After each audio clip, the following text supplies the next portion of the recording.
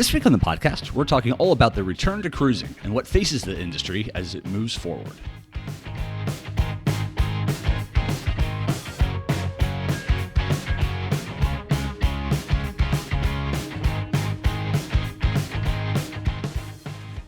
I'm so glad you're here with us today on the Explore the World Travel Podcast with me, your host, Matt Long.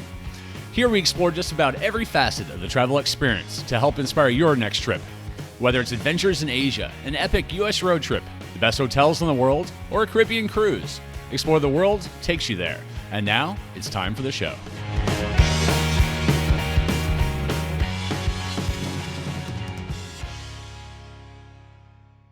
I love cruising. There, I said it. I'm not ashamed of it. In fact, I embrace it. I have long said that there is a cruise for everyone out there, whether you want one of the mega ships or you want something smaller on a river perhaps, or an expedition trip to Antarctica or the Galapagos. Every personality and travel type has a corresponding cruise to it.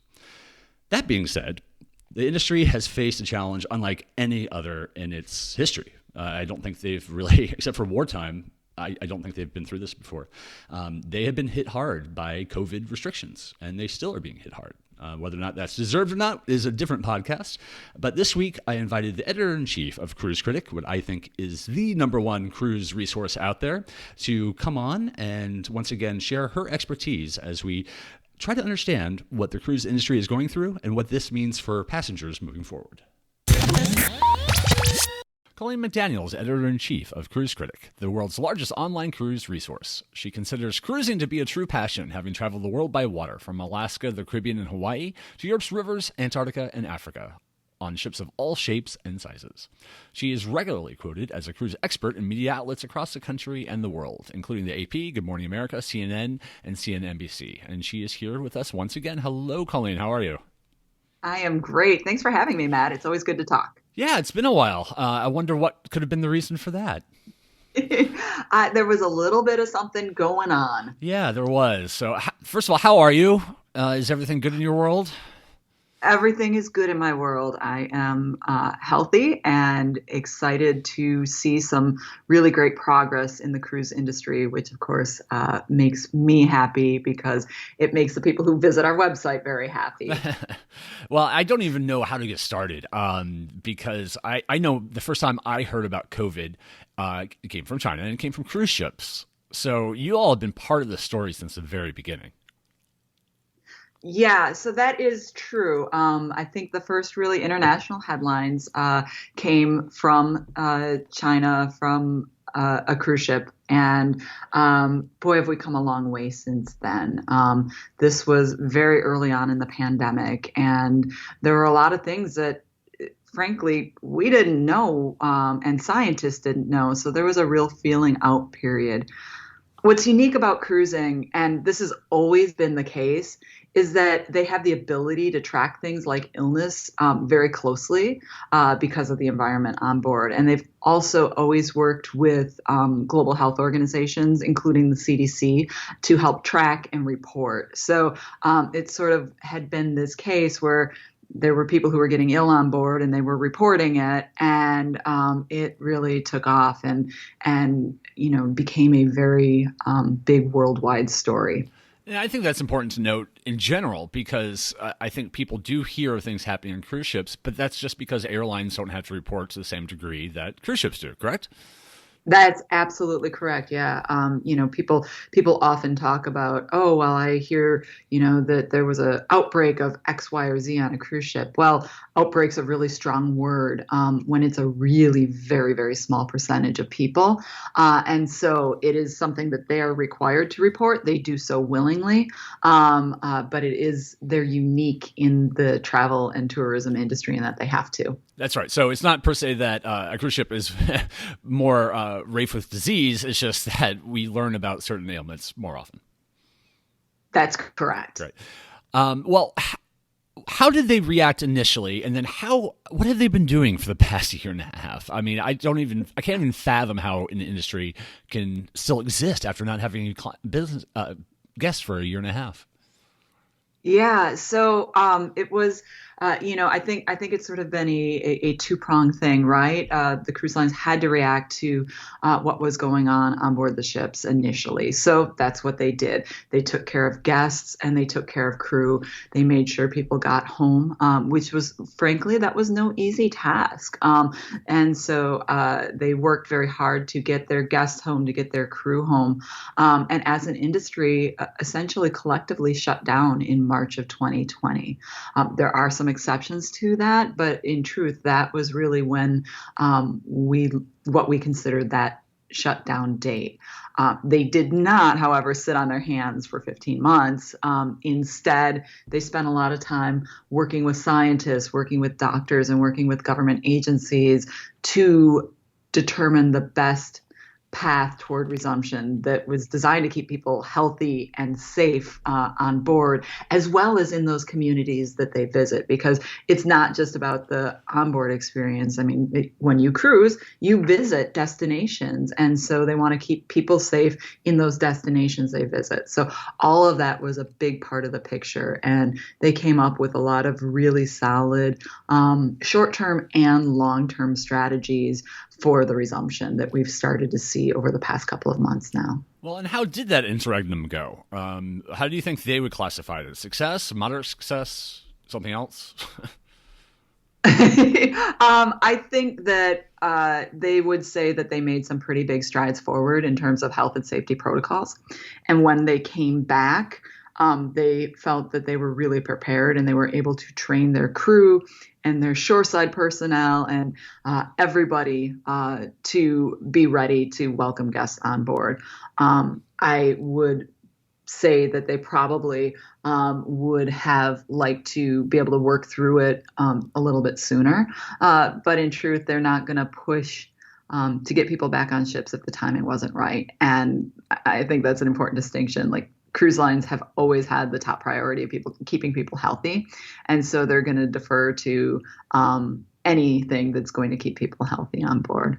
It wasn't easy, cruise lines to shut down and not have passengers on board.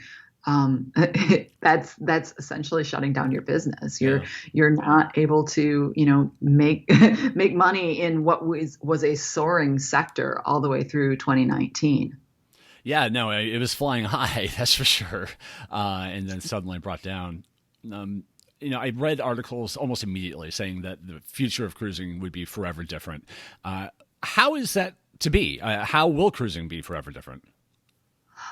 I think that it's fair to say that there are permanent changes that are going to affect the cruise industry, just like other industries are going to be affected by the pandemic. Obviously, we can't get through this and expect that we can return to exactly the way things were before.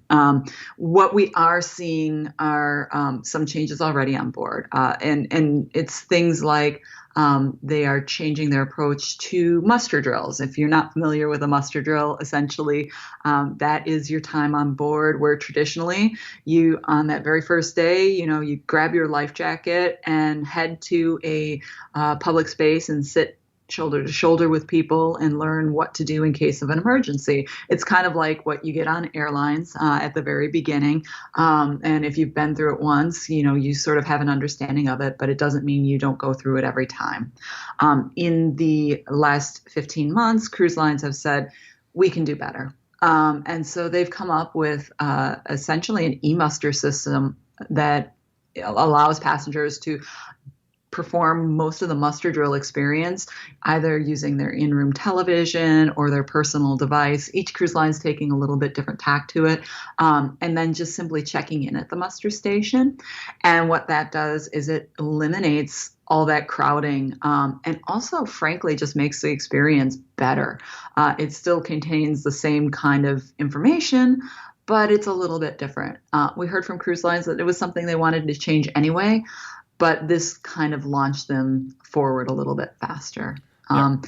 So that's an example of one of those changes. I think we're going to continue to see changes around things like how meals are served and what that dining experience is like. Some cruise lines have come back and said, you know what, no self-serve buffet. I'm not certain how long that's going to stay around, because it could potentially slow down that dinner experience. But so far on the cruises I've been on, I've enjoyed it. I think it's a nice change. It feels better to put all the serving in the hands of the crew instead of in your own hands.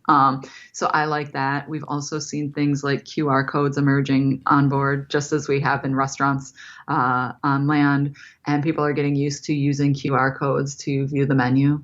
So there's small changes, but I think they're changes that potentially could have far-reaching implications. And I also think that there's additional benefits to them. Not having people self-serve could cut down on waste at the buffet, for example, and not giving people menus could additionally cut down on, trash and that kind of thing. So I think there are some benefits that come from it as well. Well, and the literal look of the industry has changed as well. A number of cruise lines sold off older ships, some in the scrapyards. First of all, why do they do that? The airlines can park their planes. Is there not a place for, I guess, ships to be parked?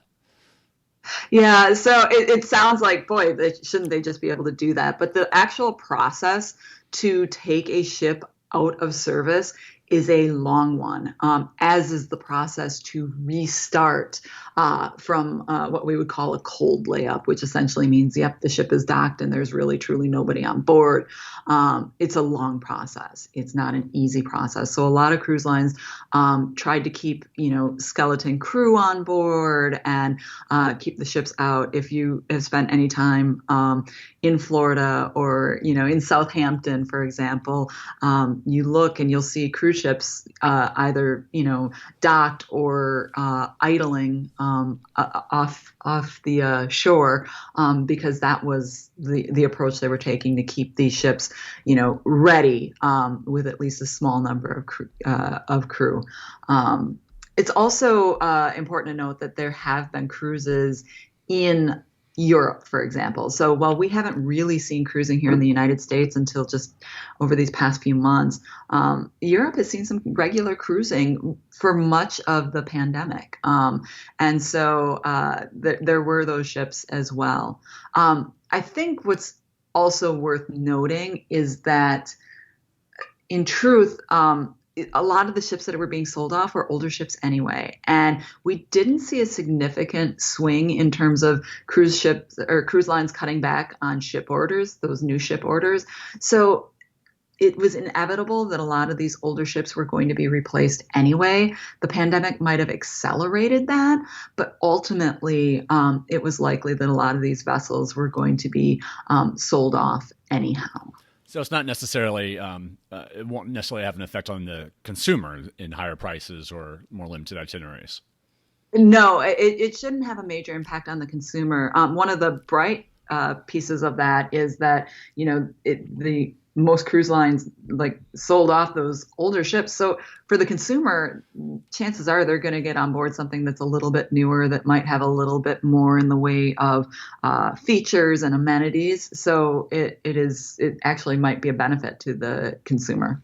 Well, can you share with us what exactly is the current state of the industry? Because I'm confused. I don't know who's sailing where and when or anything. So what's going on? Yeah, so that's a great question. It is confusing, and it's confusing for a couple of reasons. One, it's confusing because the cruise lines are still under the conditional sail order from the CDC.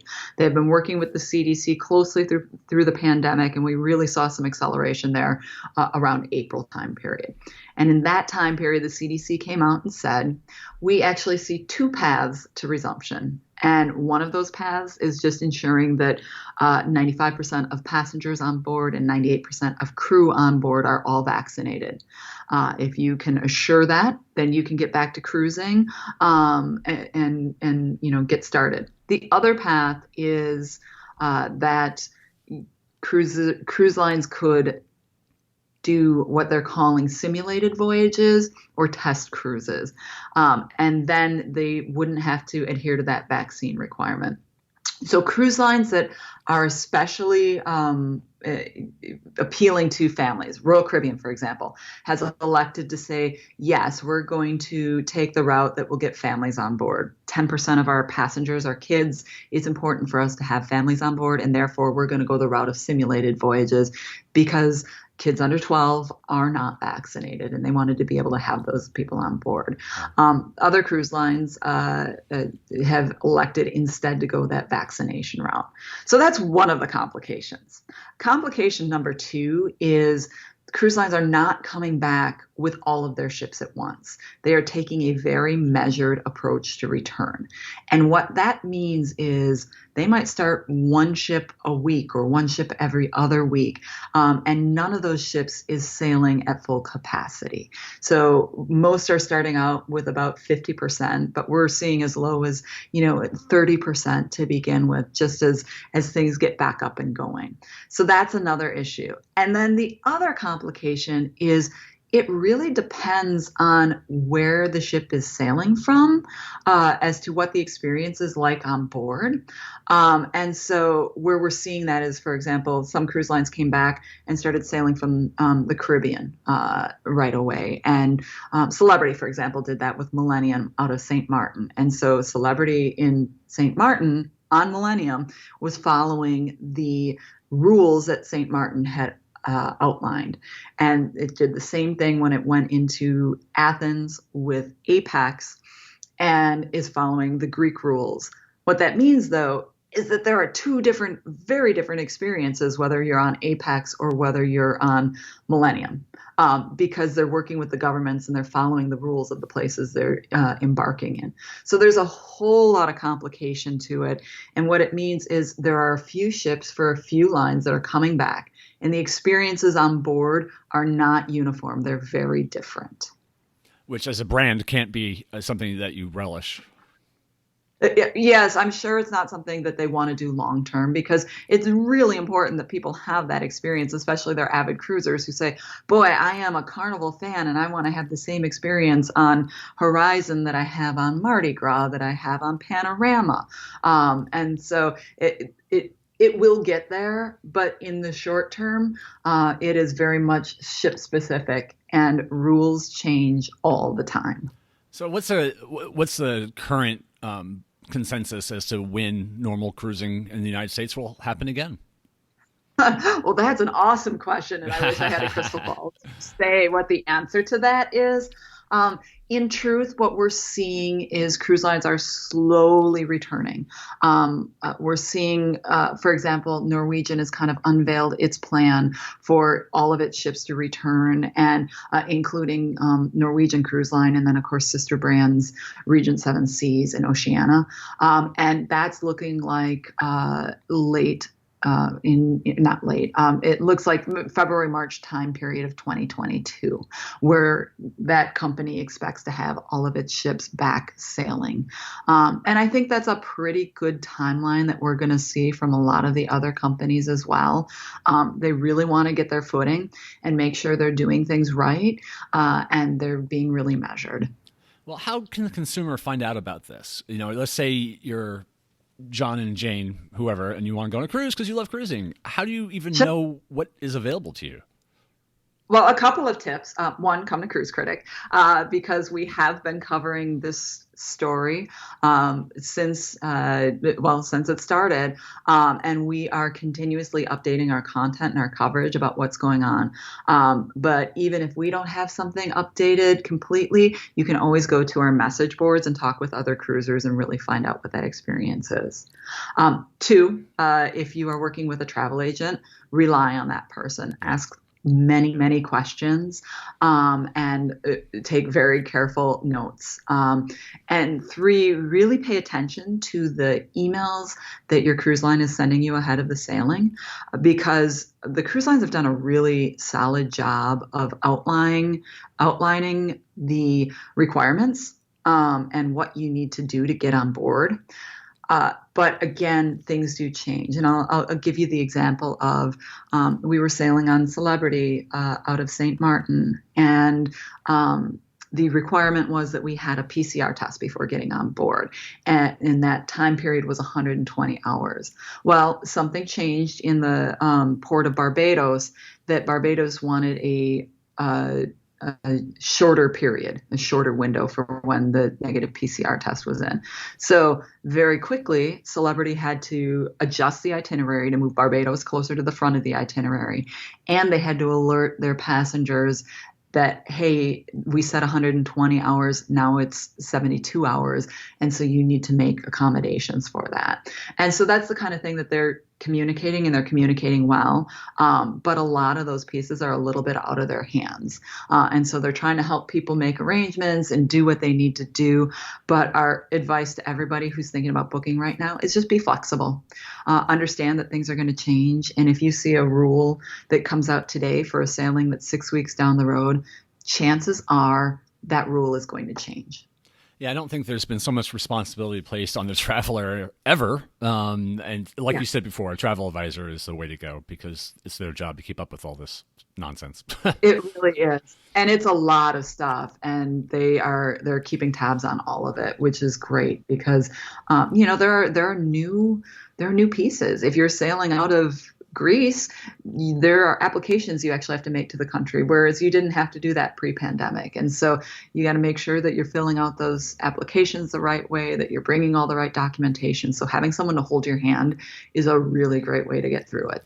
Well, and we're talking about return to normal cruising, but unless you're on a ship that mandates vaccinations, I don't really see how that's possible. I haven't cruised nearly as much as you, but I have cruised a lot.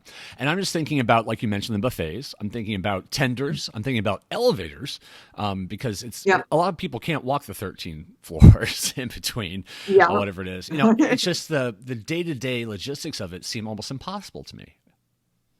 Yeah, it's in the short term, they're working through it by having fewer people on board. Yeah. And that's the simplest answer. I have been on 5 cruises in the past couple of months, and it has never felt crowded. It's sort of a little bit different. You walk down the hall and you might not see another person from the hall all the way to the stairwell. And that's really strange. So, in the short term, that's the tack they're taking. They're really going to be counting on vaccinations to help people get back to feeling normal. What we're hearing from our readers in particular is not only are they willing to sail on ships where vaccines are required, they actually would prefer to sail on ships where vaccines are required. And so that is a little bit of a difference in semantics, but a pretty big difference in meaning. And it's a shift. When we first started having conversations about vaccines and how those might be required on board, readers were a little bit more reluctant. And now we're seeing a full-on switch. So I think that the cruise lines are counting on that. I think the passengers are counting on that to help them get back to the more normal activities. I'm sure there are things that we might have sacrificed permanently. Maybe maybe the self-serve buffet is one of those things. Although I say that, and Carnival Cruise Line is allowing that, and for Carnival, they've said that it's very important for people to be able to have that cruise experience that they know and love. But I do think there are things that we're going to start seeing shifting away or shifting out of favor.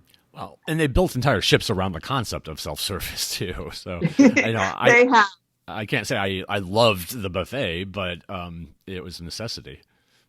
Yeah, and it's a true casual dining option for a lot of people, and it's a big part of their experience. So, it's sort of tough to go back and rebuild that space, but they certainly have done a pretty nice job from what I've seen of making it work with the restrictions around not being able to serve yourself. Interestingly, one of the things that Royal Caribbean is doing in the short term is they're not actually offering buffet as an option for dinner.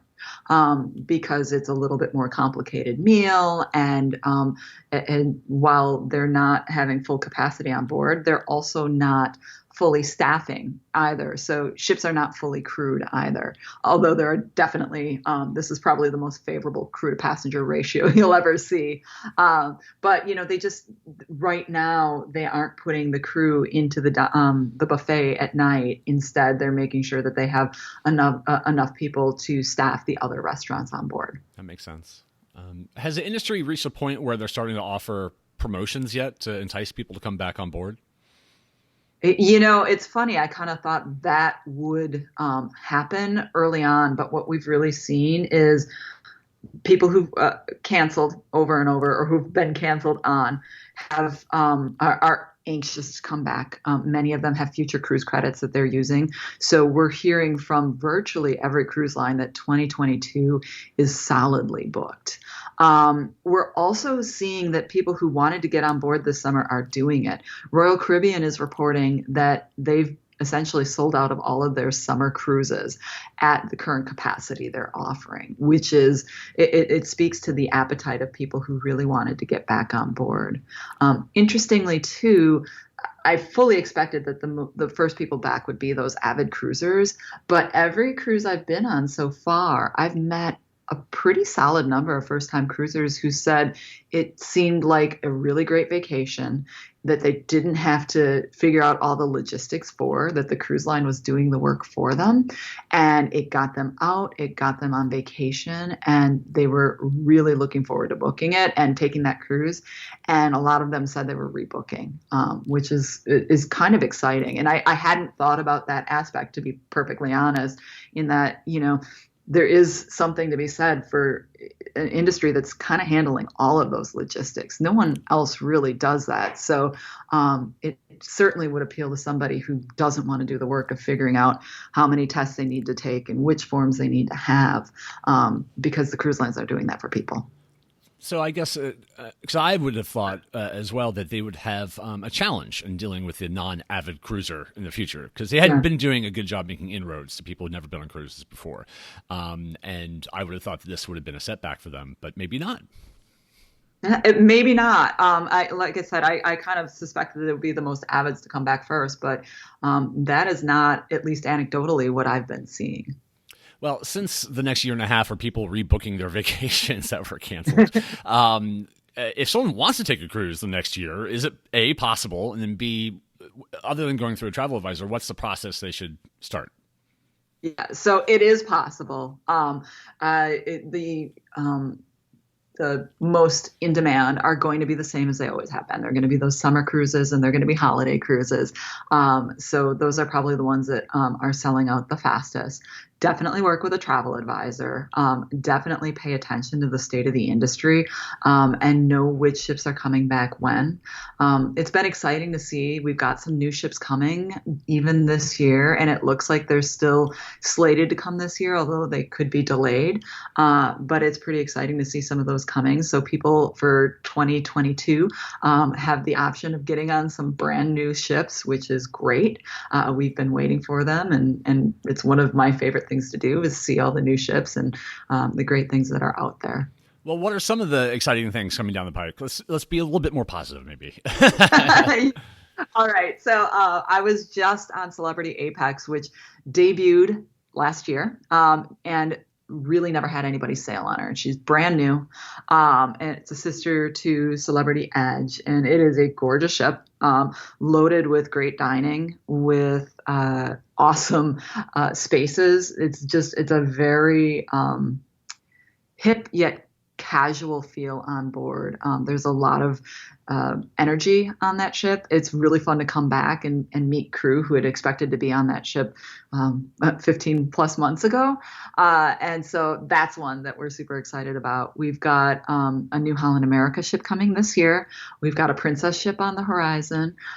We've got a brand new Disney ship coming next year. And it's not only a brand new ship, but it's brand new class of ships. It's the first new build for Disney in more than a decade. So it's pretty exciting to see what they've got coming. And then Celebrity has also given us a little bit of information on Celebrity Beyond, which is a sister to Edge and Apex, but ultimately looks to be a pretty different approach, where they're emphasizing wellness. They're emphasizing a lot of the suite spaces called the Retreat on board, and it looks pretty spectacular. Now, of course, the other ship that we didn't get to see in 2021 or 2020 was Virgin Voyage's Scarlet Lady, which was all set to debut right when everything shut down. So she's getting another chance to get more people on board to actually debut, doing some sailings over in the UK, and finally is going to be coming over here to the US and doing some of those Caribbean sailings. So we're excited about that too. Yeah, absolutely. No, there's a lot of exciting developments from Disney to them and everything in between. So, well, let's look at a 2019 5-year outlook and then a 2021 5-year outlook for the industry. How do they differ? Yeah, well, 2019 was one of those record-breaking years for the industry.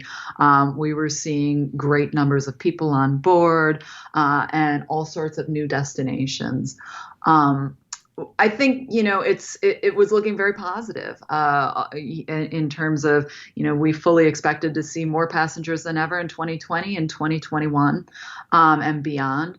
Obviously, there's been a setback, and I think that it's going to be a little bit before we start seeing those numbers return. I talked a little earlier about Norwegian's plan and how that is probably pretty similar to what we're going to see from other folks.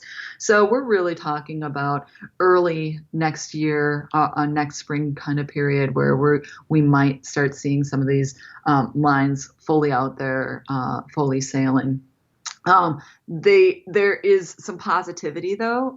Like I said earlier, we did not see these new ship orders canceled, which means that people still have a lot of faith in the industry and that once they can return, people will return in droves. And I think that's a really positive sign. Additionally, this pandemic has given cruise lines an opportunity to learn about and put new ports on their itineraries, which I also think is really exciting. And I look forward to always, seeing new ports and destinations. We've also seen a lot of positivity around world cruising. People are loving world cruises and these really extended times at sea. And as a matter of fact, even during the pandemic, we saw these cruises selling out in days. And these are cruises that truly explore the world. They're more than 100 days. They visit multiple ports. And, they come with a pretty hefty price tag. And yet we saw a lot of people still booking those things. So I think there's a lot of positive indicators that, when life gets back to, I don't want to say normal because it's a different normal, right? But when life starts returning to where we're more open up on land, we're going to see the same thing happen at sea. And I think we're going to continue to see people coming back to cruise, and those numbers are going to continue to rise. Yeah, absolutely. One thing that's intrigued me is that before the pandemic, American river cruising was starting to get more attention, and now was that catapulted, or was this always going to be the time frame? Well, I think that we've seen the interest in river cruising, in small ship cruising, both from a luxury perspective or an expedition perspective, really ramping up year after year. When the pandemic happened, I think a lot of people thought, boy, I want to think about coming back and sailing where there are fewer people, where there's a more contained space, and so I think rivers very much could benefit from that. But I think it's a pretty natural progression. Well, before I let you go, it's your opportunity to share anything you want to share about what you're working on and doing, and any words of wisdom you have for folks. Well, it's been a really interesting past couple of months where we've been spending a lot of time at sea, and the question I get from everybody is it still fun? And we've spent a lot of time talking about protocols and things being closed and all of that. But the truth is, cruising still is a lot of fun. There are changes. Some are going to stick around, and some are really just to kind of get us through. But they're all designed to keep people healthy. And I think that gives people a lot of confidence and peace of mind, and helps them better enjoy their cruise. We're starting to see reviews come in from cruisers who've been on those first few sailings, and they've been very positive. If you want to feel awesome about yourself, go on a cruise, because the crew is so eager to have people back. The first time you walk on that ship, they'll applaud you. It makes you feel like the most special person in the world. So it's a really great experience to be back on board, and we've really been enjoying that. That's really sweet. Well, thank you as always for taking the time, and especially now, I think it's incredibly important to share what the state of the cruise industry is and how it's going to be evolving in the future. Great. Well, you're welcome, and reach out anytime. It's always such a pleasure to talk with you.